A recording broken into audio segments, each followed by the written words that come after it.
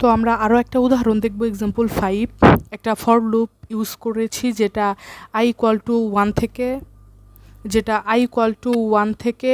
i equal to n পর্যন্ত চলবে এবং প্রত্যেকবার এক এক করে ইনক্রিমেন্ট হবে।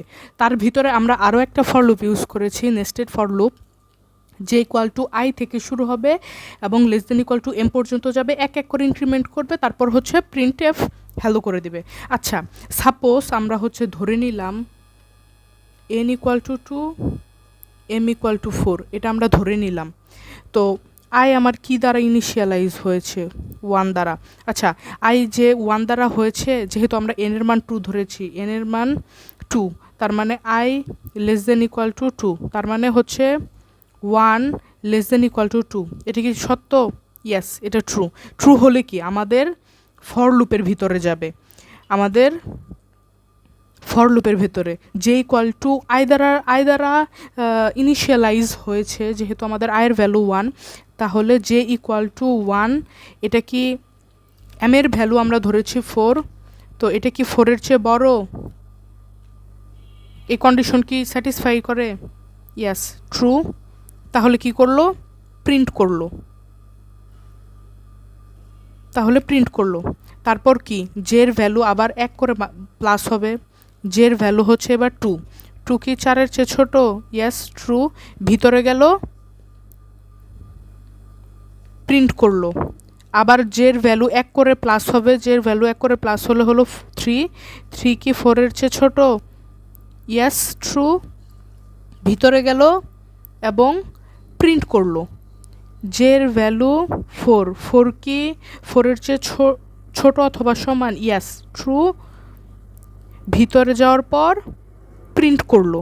তারপরে কি, জের ভ্যালু আরও এক প্লাস হবে, জের ভ্যালু যখন প্লাস হয় তখন এইটা কি আমার ফলস হয় না? তার মানে কি, ফলস হয়, তার মানে ভিতরে গিয়ে সে প্রিন্ট করবে না। তো সেইমভাবে প্রিন্ট যদি না করে, তার মানে কি, যে ফর লুপ থেকে চলে আসবে, এই ফর লুপ থেকে চলে আসার পর সে আবার এই যে লুপ, আউটার যে ফর লুপ আমাদের, সেই আউটার ফর লুপে যাবে। তখন আই যেহেতু প্লাস প্লাস হচ্ছে, তার মানে আয়ের ভ্যালু যেহেতু প্রিভিয়াসে 1 ছিল, এবার হবে আয়ের ভ্যালু 2। তো 2 যদি হয়, 2 কি 2 এর চেয়ে 2 n এর ভ্যালু যেহেতু 2, তাহলে কি 2 এর ভ্যালু 2 এর চেয়ে? ইয়েস, এক্স্যাক্টলি, এটা ট্রু। তার মানে ভিতরের ফর লুপে যাবে, ভিতরের ফর লুপে গেলে জে ইকুয়াল টু 1 হবে, জে ইকুয়াল টু 2 হবে, জে ইকুয়াল টু 3 হবে, জে ইকুয়াল টু 4 হবে, জে ইকুয়াল টু যখন 5 হবে তখন সে ব্রেক করে যাবে। এই বাকি 4 বার কিন্তু প্রিন্ট সে করবেই, বাকি 4 বার সে প্রিন্ট করবে। তো এখান থেকে আমরা কি বুঝতে পারি? যে আমাদের ভিতরের যে ফর লুপ সেটা চললো 5 বার, বাট ট্রু হলো 4 বার। তার মানে এইটা টোটাল কতবার চললো? 5 বার। যেহেতু আমাদের এটা কত 5 বার চললো, আমরা এম এর ভ্যালু কত নিয়েছি? 4। তার মানে কি, ব্যাপারটা হচ্ছে m+1 বার না। তো এখান থেকে আমরা কি বুঝতে পারি? যে ভিতরের যে ফর লুপ আছে সেটা আমার চলে m+1 বার, এবং বাইরের যে ফর লুপ আছে সেটা আমাদের কতবার চলে? 2 বার।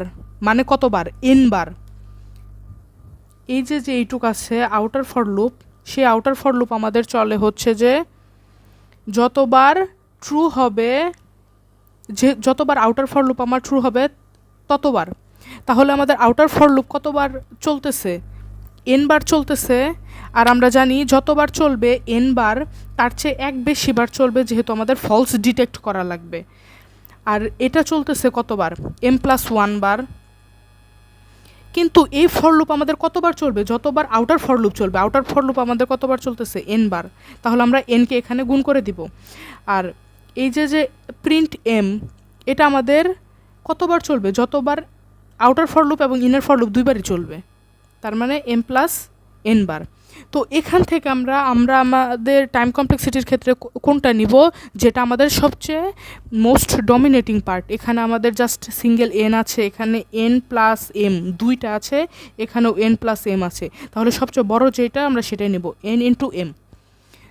তো এভাবে আমরা হচ্ছে একটু ডিটেইলসে আমরা হচ্ছে একটু প্যাটার্নটা ফলো করার ট্রাই করব। এটা আমাদের এক্সামে, এটা হচ্ছে জাস্ট আমাদের নিজের বোঝার জন্য রাফ, এটা আমাদের নট ম্যান্ডেটরি এক্সামে লেখা লাগবে, এটা জাস্ট নিজের বোঝার জন্য। আমরা হচ্ছে যে প্রথম দিকে করতেছি, এর জন্য আমি ডিটেলসে করতেছি। যখন আমরা হচ্ছে যে আর কয়েকটা প্র্যাকটিস করব তখন আমাদের ভেতর একটা মানে একটা হচ্ছে ফর্মুলা অটোমেটিক ক্রিয়েট হয়ে যাবে।